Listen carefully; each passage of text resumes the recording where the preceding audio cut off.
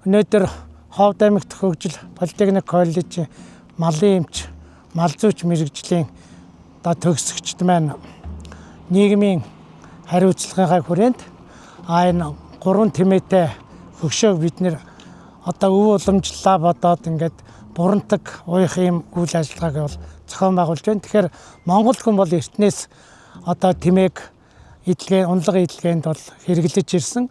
70 жилийн өмнө ихэд манай Монгол орны ачаа тээврийн 70% бол эрдийн көсөг тэмээгээр гүйцэтгэж байсан байна.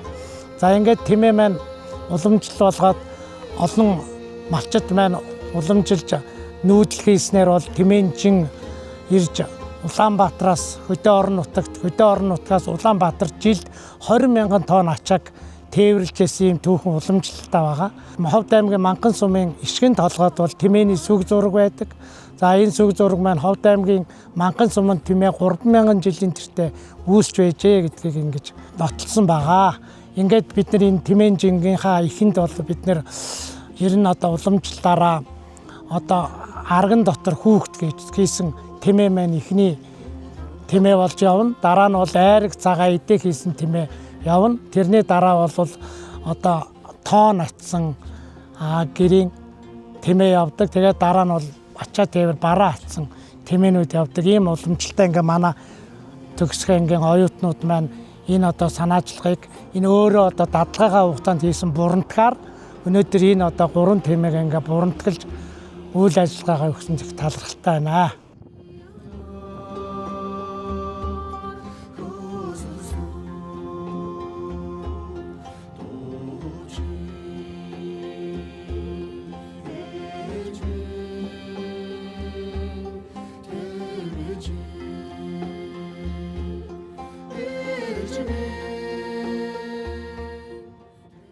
Бид нар болох тэр энэ нийгмийн нийтийн хүрээний ажилд зориулаад энэ тэмээгээ бурантгалахаар дадлагынхаа хугацаанд энэ ойролцоогоор нэг 10-аас 15 м бурандаг томж дадлагын бие даалтынхаа юугаар авчирч энийг ингээ бурантгалж байгаамаа. Энэ сан санлаачлахыг болох тэр манай багш нар биднэрт зөвлөж бид нар хамтын хүрээнд гаргасан байгаа. Тэгээд энэ нь болох тэр энэ дутуу гүйцээ гэх юм уу энэ бурантахгүй байсан болох тэр бид нэр дутууг нь гүйцээгээд бурантаглаад аял жуулчил хүн амт ирж үсгэж ихсэн арай үзэмжтэй болгоод ийм хийсэн байгаамаа.